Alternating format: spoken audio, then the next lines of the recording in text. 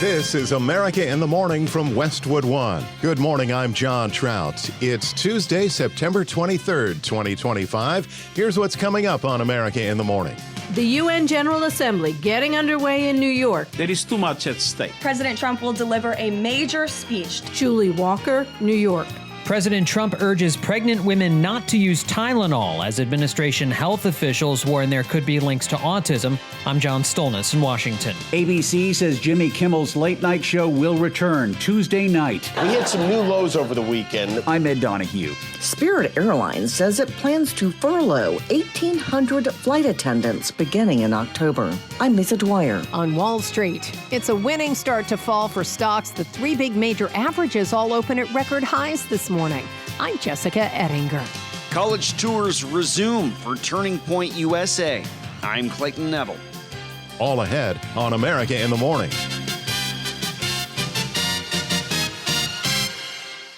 President Trump will be at the United Nations today, where he'll be one of the prime speakers during the General Assembly. The president will also be meeting with a number of Arab nations regarding the Israel-Hamas war and the situation in Gaza. Correspondent Julie Walker reports this as a number of nations, including the UK, France, and Canada, all announced they would recognize a Palestinian state, a move that both Israel and the U.S. are against, claiming that recognition benefits terrorists who are still holding Israeli hostages. The UN General Assembly getting underway in New York. Leaders from about 150 of the 193 member nations gathering to discuss ongoing wars, famine, the environment, and other major issues. This is historic. This is an accumulation of so many things, especially when countries like France, UK, and the others, to recognize the state of Palestine. It's an investment in peace and saving the two-state solution. UN Secretary General Antonio Guterres says it's an opportunity that can't be missed, even in the most challenging of moments. Some call it the World Cup of diplomacy. But this cannot be about scoring points. It must be about solving problems. There is too much at stake. We are gathering in turbulent, even uncharted waters. One leader not there, Palestinian President Mahmoud Abbas, the Trump administration refusing to give him a visa. The Trump administration has been clear. We must hold the PLO and Palestinian Authority accountable for not complying with their commitments under the Oslo Accords, some of them very basic, and for undermining the prospects for peace. It is clear that the Palestinian Authority and PLO have failed to live up to these commitments and are not credible partners for peace. President Trump addresses the UN World Body Tuesday. President Trump will deliver a major speech touting the renewal of American strength around the world, his historic accomplishments in just 8 months, including the ending of 7 global wars and conflicts. The president will also touch upon how globalist institutions have significantly decayed the world order, and he will articulate his straightforward and constructive vision for the world. Julie Walker, New York. At the White House, President Trump, along with Health and Human Services Secretary Robert F. Kennedy Jr., announced the FDA would begin urging doctors to tell pregnant women to avoid using Tylenol for fear it could be a cause of autism in children. John Stolnis has the story from Washington. So taking Tylenol is not good. All right, I'll say it. It's not good. The president making the announcement flanked by RFK and other health experts who share the Trump administration's views, Trump officially pointing the finger at Tylenol as a potential culprit for autism. Effective immediately, the FDA will be notifying physicians that the use of well, let's see how we say that. Acetaminophen. Is that okay? Which is basically commonly known as Tylenol during pregnancy, can be associated with a very increased risk of autism. Critics like Dr. Stephen Fleischman, the president of American College of Obstetricians and Gynecologists, notes no new studies were presented yesterday, and the ones that were referenced are largely debunked among most medical experts. The real concern we have is we know that autism and the spectrum disorders are multifaceted. They run in families. There's clearly a genetic component. And so to pin it all on a medication like acetaminophen is just hard to believe. However, Kennedy says their quest to find links to autism will continue. President Trump's urging NIH, FDA, CDC, and CMS are turning over every stone to identify the etiology of the autism epidemic. The makers of Tylenol, Kenvue, are disputing the claims, but President Trump says that's because they're part of a corrupt system. Trump also said he wants the standard childhood MMR vaccines to be broken up and spread out, and warned children receive too many vaccines. Because it's too much liquid, too many different things are going into that baby at too big a number. The size of this thing, when you look at it, it's like 80 different vaccines and beyond vaccines, and 80. John Stolnis, Washington. Jimmy Kimmel live again when America in the Morning continues after these messages.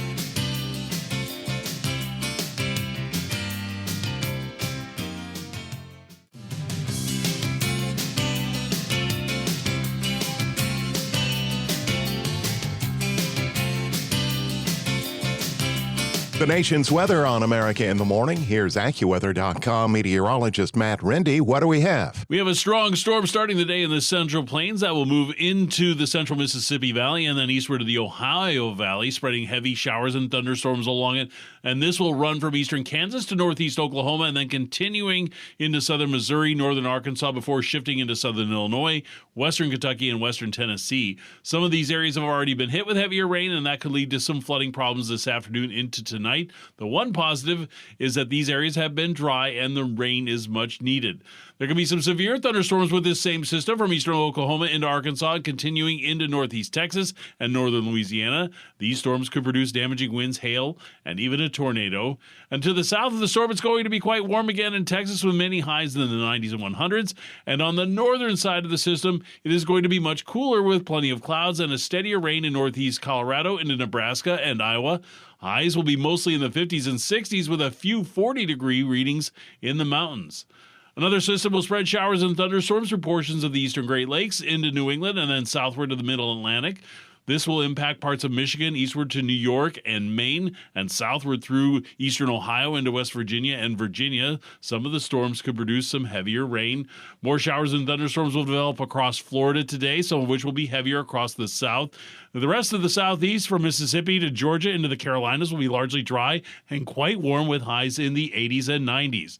That's the weather across America.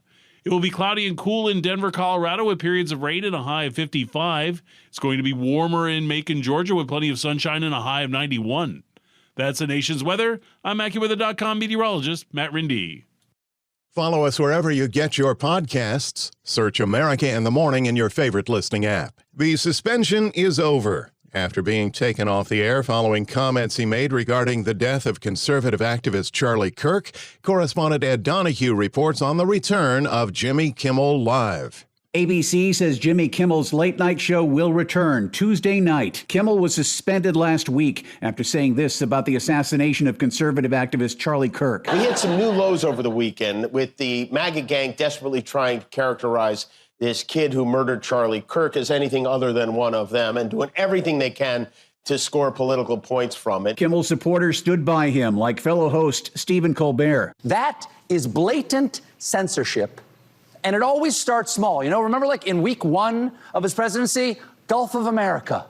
Call it Gulf of America. Sure, seems harmless, but with an autocrat, you cannot give an inch. ABC says we have spent the last days having thoughtful conversations with Jimmy and reached the decision to return the show. President Trump called the suspension great news for America. You know what suspended him? His talent.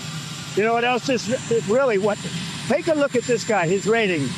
That's what got Jimmy Kimmel out. He was terrible. FCC Commissioner Brendan Carr denies he threatened to revoke ABC's local station licenses because of what Kimmel said. I'm Ed Donahue. Turbulence in the labor force for Spirit Airlines. Correspondent Lisa Dwyer reports that more furloughs are in the works at the low-cost carrier that filed for bankruptcy protection for the second time this year. Spirit Airlines says it plans to furlough 1,800 flight attendants before the end of the year, starting December 1st. The cash-strapped budget airline says that they must make the difficult decision to put cabin crew members on a temporary leave to match staffing needs with expected flight demand during Spirit's second bankruptcy filing in a year. The union representing Spirit's flight attendants says that the airline will seek candidates willing to go on voluntary furloughs before the company moves to involuntary furloughs on December 1st. Spirit says it plans to suspend operations in about a dozen U.S. cities beginning in October. I'm Lisa Dwyer. In sports, Monday Night Football, the Detroit Lions sack the Baltimore Ravens 38-30. When we return on America in the Morning, American visas for a price after these messages.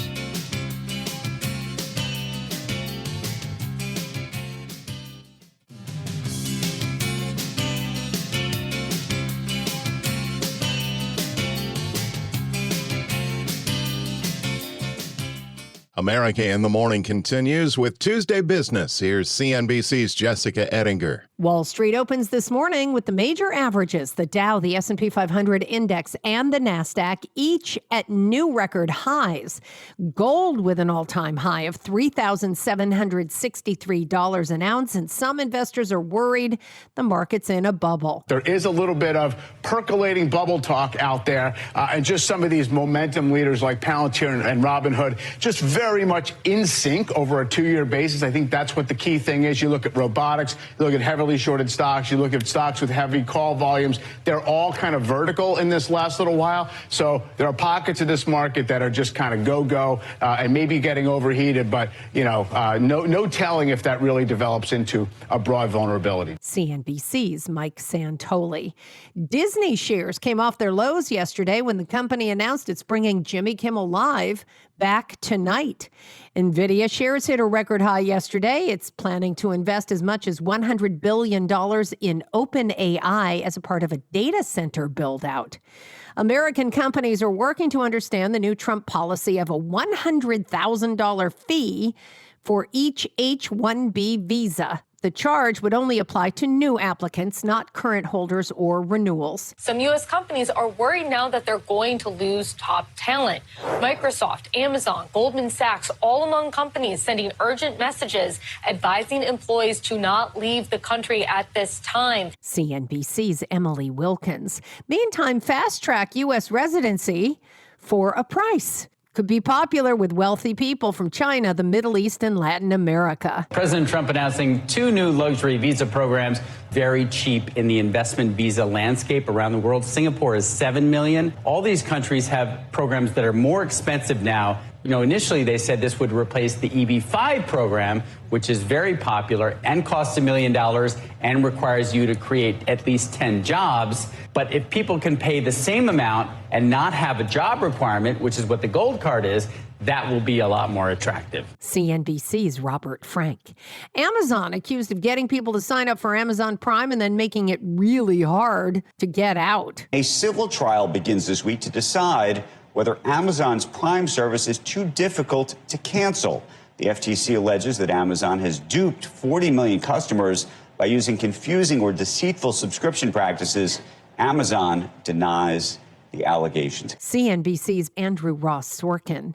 On today's watch list, we get earnings from AutoZone and Micron, and we get existing home sales numbers for August. Thank you. There's CNBC's Jessica Ettinger. When we return on America in the Morning, Trump has his sights set on Antifa after these messages.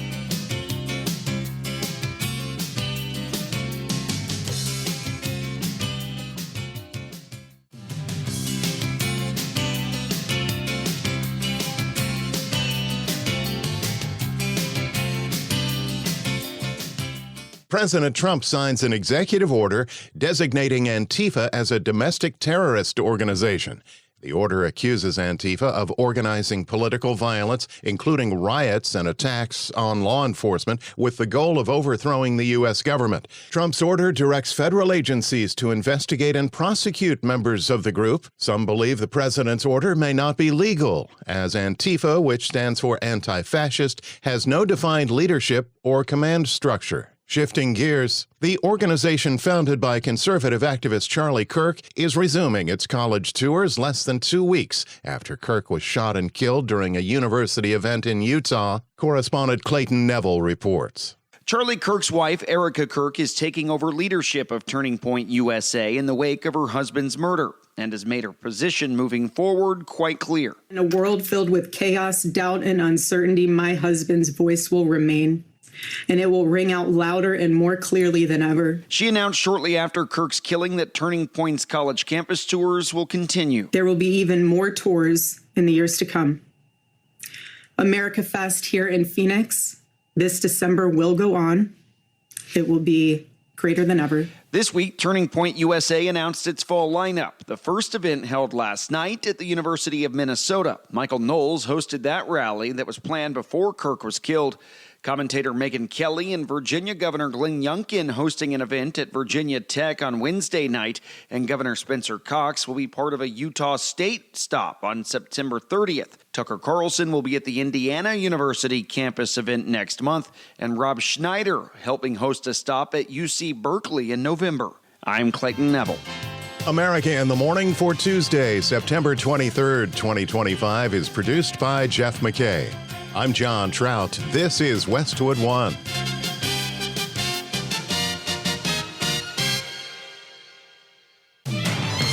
This is America in the Morning from Westwood One. I'm John Trout. Coming up this half hour. European nations are blasting Russia amid fears the Ukraine fighting could spread. Sagar Meghani, Washington. The man accused of trying but failing to shoot Donald Trump rests his case. I'm Richard Johnson. A contentious debate in New Jersey brings attention to the governor's race there. I'm Clayton Neville. Political motivation and the shooting outside a California TV station, plus 2 missing Colorado hunters finally found. Jimmy Kimmel is set to return to late-night television. I'm Kevin Carr. A 4.3 magnitude earthquake jolts the San Francisco Bay Area in the early hours Monday. I'm Julie Walker. Back after these messages.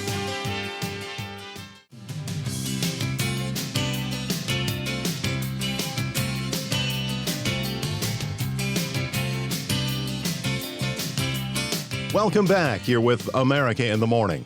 AccuWeather.com meteorologist Matt Rindy is tracking the latest storm system. Matt? There is a storm centered in the Central Plains to start the day, and on the northern side of the storm, it is going to be quite cool with plenty of clouds. It will have a steadier rain in northeast Colorado that extends into Nebraska and Iowa. Highs in these areas will be mostly in the 50s and 60s with a few 40-degree readings in the mountains. This is about 10 to 20 degrees below the historical average and an early taste of fall.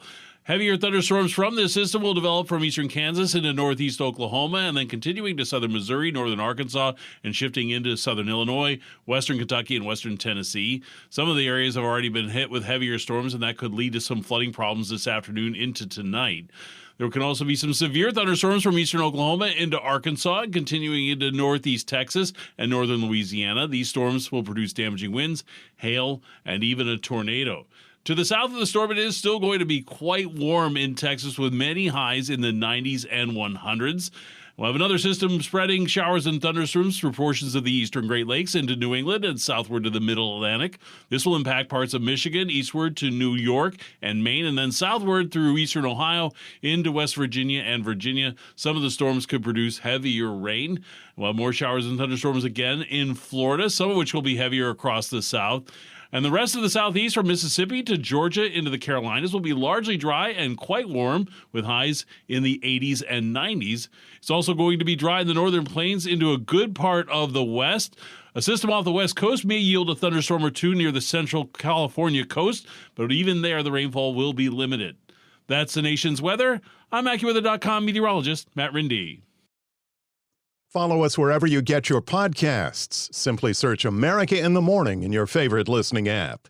While the United Nations General Assembly will have a large focus on the situation in Gaza and calls for a Palestinian state, there will also be speeches, including the one to be given by President Trump today, climate discussions tomorrow, and artificial intelligence on Thursday. Washington correspondent Sagar Meghani reports there is renewed focus on Eastern Europe following a series of Russian drone and fighter plane incursions into Romanian, Estonian, and Polish airspace that put NATO on high alert, causing fears that the Russian-Ukraine war will spread, with Poland's ambassador vowing his nation will now shoot down anything that violates their skies. European nations are blasting Russia amid fears the Ukraine fighting could spread elsewhere. If another missile or aircraft enters our space without permission, deliberately or by mistake, and gets shot down and the wreckage falls on NATO territory, please don't come here to whine about it. You have been warned. In what some call provocations, Russian drones have landed on Polish soil. Russian fighter jets entered Estonian airspace. This is a dangerous escalation. It was the fourth violation of Estonia's airspace by Russia this year. 3 armed aircraft simultaneously entered Estonian airspace and were moments away from Tallinn, a NATO and European Union capital. Estonia's top diplomat spoke before an emergency UN Security Council meeting. The United States stands by our NATO allies in the face of these airspace violations, and I want to take this first opportunity to repeat and to emphasize the United States and our allies will defend every inch of NATO territory. Russia must urgently stop such dangerous behavior. Russia's deputy ambassador rejected the claims, saying they're part of an effort to blame Moscow for everything. The council is set to discuss the war. President Volodymyr Zelensky will be at the UN for the annual General Assembly gathering and says he anticipates a very intense week of diplomacy while pushing for more support to stop the war. Sagar Meghani, Washington. The man accused of lying in wait in trees outside President Trump's golf course in West Palm Beach, Florida last year with a rifle took very little time to present his defense. More on the trial from correspondent Rich Johnson. Representing himself, Ryan Ruth called 3 witnesses on Monday, then rested his case. That after federal prosecutors called 38 witnesses over nearly 2 weeks and offered hundreds of exhibits, including this. Shots fired, shots fired, shots fired. Individual in the bush with a gun. Robert Fricano said when he saw Ruth in the bushes next to the 6-hole, he said, "How are you doing, sir?" But that Ruth just smiled and tracked his movements with that rifle. And that's when Fricano fired. That is WPBF reporter Terry Parker during the prosecution's case, recounting what we won't hear because cameras and microphones are not allowed in federal courtrooms.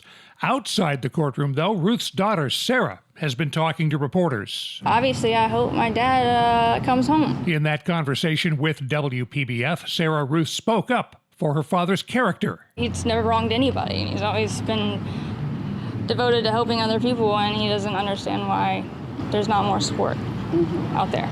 Well, I mean, he is on trial for allegedly attempting to assassinate a presidential candidate, which most people would say is not a good, kind, or gentle thing. Yeah, no comment on that. Ruth called 2 friends and a gun expert who had test-fired the weapon that Ruth had at the time of his arrest. He did not testify on his own behalf. Closing arguments begin today, and the judges put a cap of less than 2 hours each on the prosecution and Ruth for those arguments. I'm Rich Johnson.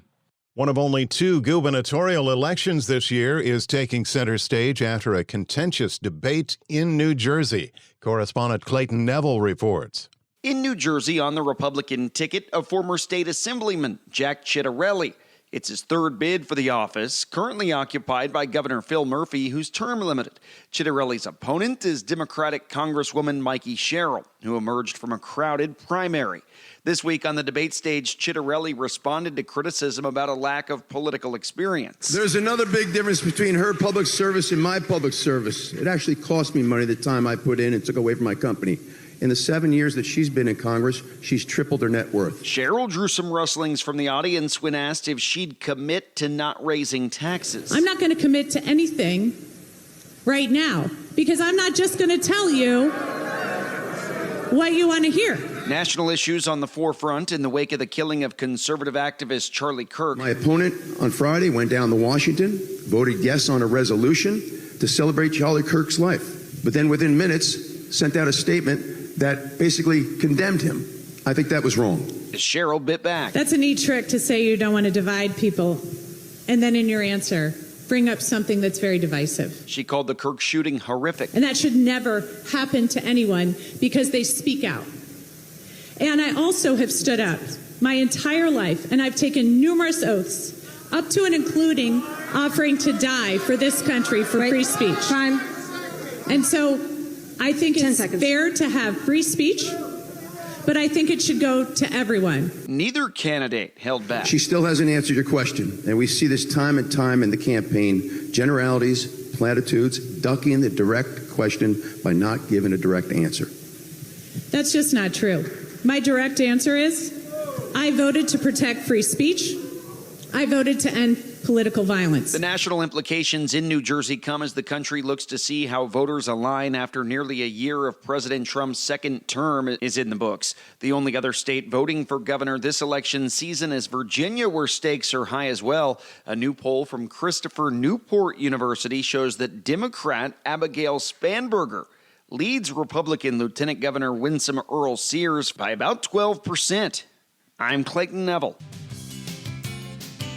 Two of the biggest names in computing join forces. That and more when America in the Morning continues after these messages.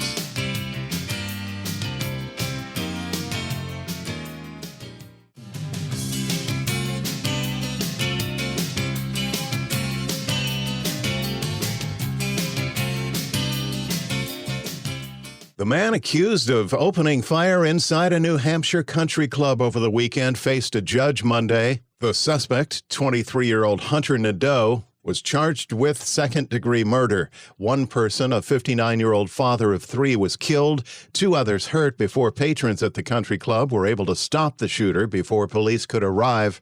Outside the court, New Hampshire's Attorney General said at a news conference that guests at the restaurant had put aside care of their own safety and worked to intervene and stop the shooter, and likely saved lives in the process. Police still do not have a motive in that shooting. More is being learned about the man accused of shooting at a TV studio in Sacramento, California. Lisa Dwyer reports that the incident at the ABC network affiliate might have been politically motivated and related to the suspension of Jimmy Kimmel. Prosecutors say a man suspected of firing a gun Friday into the lobby of the studios of ABC 10 near downtown Sacramento, California, had written notes in his car that were critical of Donald Trump's administration and a calendar reminder on his fridge to do the next scary thing. Prosecutors say that evidence points to a politically motivated crime, and it appears he was also looking at other places and other people. Local authorities arrested Aníbal Hernandez Santana on suspicion of assault with a deadly weapon and shooting into an occupied building. He was released hours later on $200,000 bail. He was rearrested Saturday night by the FBI and will also face federal charges related to interfering with a federally licensed station. No one was hurt in that shooting. I'm Lisa Dwyer. The mystery of two missing hunters in Colorado solved. Fox News reports that Andrew Porter and Ian Statsko, both 25, went missing almost 2 weeks ago when they went elk hunting in rugged Colorado terrain. Search and rescue crews from multiple states combed the area where the two were last known to be, and the bodies of both hunters were found. It's believed that the pair were struck by lightning when a storm passed through the area September 12th. The Army releases the names of the victims of last week's helicopter crash in Washington state. Correspondent Mike Hempen reports. Officials have identified the soldiers killed when a military helicopter crashed last Wednesday near a base in Washington state. The Army says the victims are Chief Warrant Officers Andrew Cully and Andrew Krause and Sergeants Donovan Scott and Jadalyn Good. The U.S. Army Special Operations Command says the helicopter was on a routine flight training west of Joint Base Lewis McChord. The base is about 10 miles south of Tacoma. The National Weather Service says skies in the the area were mostly clear with light winds around the time of the crash. The cause remains under investigation. I'm Mike Hempen. NVIDIA and OpenAI have come to an historic agreement allowing OpenAI to power massive data centers with NVIDIA chips in a record-setting deal. Chuck Palm has that in today's Tech Report.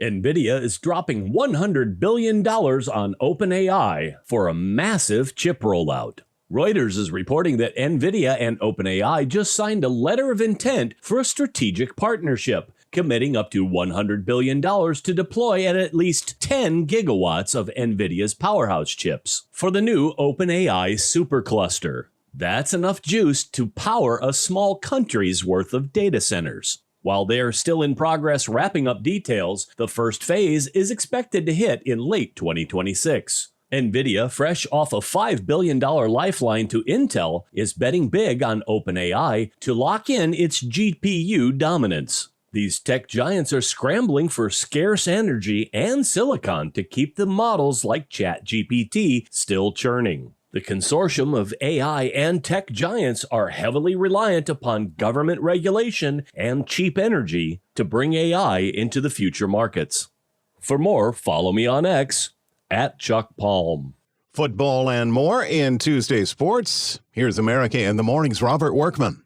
The Lions rushed past the Ravens 38-30 last night to wrap up NFL Week 3. Jahmyr Gibbs and David Montgomery each ran for 2 touchdowns, and Detroit had TD drives of 96 and 98 yards, while their defense sacked Lamar Jackson 7 times. Coach Dan Campbell. We just, at different times in critical moments, our guys stepped up, and when we needed it most, every unit picked up the slack, and that's what winning teams do. Thursday, Week 4 kicks off with the Seahawks at the Cardinals. Niners defensive end Nick Bosa is out for the year with a torn right ACL, the injury coming late in Sunday's win over Arizona, and the Chargers have lost running back Najee Harris to a torn Achilles. This will be the first games he's ever missed in his 5-year NFL career. Only 3 games on the diamond last night to start the final week of the regular season. The Padres outlasted the Brewers 5-4 in 11 innings. This was billed as a clash of aces, but Nick Pivetta gave up 3 Milwaukee runs in the second inning, while 17-game winner Freddie Peralta balked in 1 run and served up a homer to Jose Iglesias, just the shortstop's second long ball this year. Each team scratched out a run in the 10th inning. Then in the 11th, Freddie Fermin singled in the walk-off winner that put San Diego into the postseason. Cardinals shaded the Giants 6-5, both teams clinging to slim playoff hopes, and the Braves battered the Nationals 11-5. Ohio State remains at the top of the latest college football polls. Miami jumped up to number 2 in the writers' survey, ahead of Penn State and LSU, with Georgia holding on to 5th. The coaches kept the status quo, with Penn State, Georgia, LSU, and Oregon in their top 5. Coming up this weekend, the number 1 Buckeyes travel to undefeated Washington. The second-ranked Hurricanes are idle, but there's a big one in Happy Valley. Number 3 Penn State and number 6 Oregon in primetime. Also Saturday, 4th-ranked LSU visits number 13 Mississippi, and number 5 Georgia hosts number 17 Alabama. That's Tuesday Sports. When we return, Kimmel back, California earthquake. Those stories when America in the Morning continues after these messages.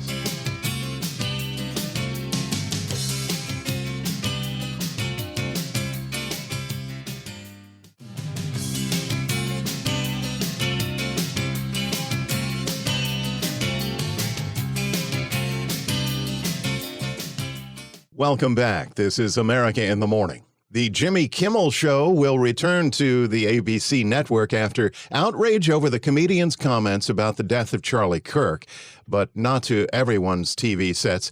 Kevin Carr reports that the Sinclair broadcast group of TV stations will continue to preempt Kimmel's late-night show for the time being.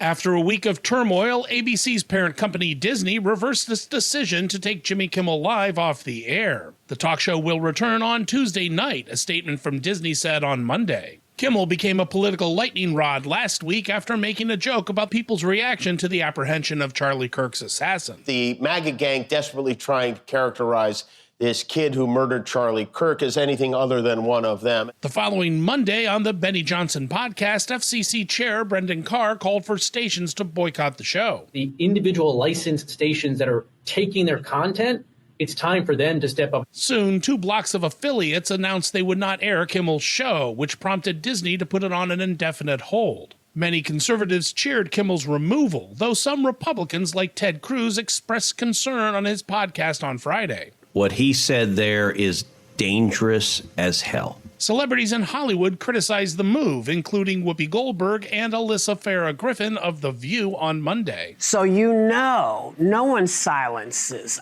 us. The right to free speech is fundamental in this country, and that means speech you find offensive. It means political satire. Disney also felt a financial pinch amid calls for boycotts. People canceled Disney's streaming services, and its stock price dropped 1.9%, resulting in the loss of close to $4 billion in market value. Kimmel has not spoken publicly about this, but you can absolutely expect him to address it later tonight on his show. I'm Kevin Carr. The earth moved under a lot of people's feet Monday when a tremor jolted the San Francisco Bay Area. While it wasn't the big one, correspondent Julie Walker reports it was enough of an earthquake to place one of the nation's most populated areas on edge. A 4.3 magnitude earthquake jolts the San Francisco Bay Area in the early hours Monday. The U.S. Geological Survey reporting it was centered just east-southeast of Berkeley, hitting around 3 a.m. We had a 4.3 earthquake about 10 miles northeast of San Francisco, so right within the Bay Area itself. Now, with it being a 4.3, that's not really a very strong earthquake, but that is definitely one that residents felt this morning. Meteorologist Brian Murdoch with the National Weather Service in California. There's definitely something that locals felt. We even had some of our storm spotters call in to report it. But yeah, as far as earthquakes go, this is kind of the ones where people feel them, but there's not a whole lot of impacts to them. He says those impacts may include stuff that's loose on your shelves might fall over. Things might roll around in your living room, but yeah, as far as the strength on this one goes, not very hazardous whatsoever. San Francisco's mayor posting on social media the city was assessing any impact. I'm Julie Walker. America in the Morning for Tuesday, September 23rd, 2025 is produced by Jeff McKay. I'm John Trout. This is Westwood One.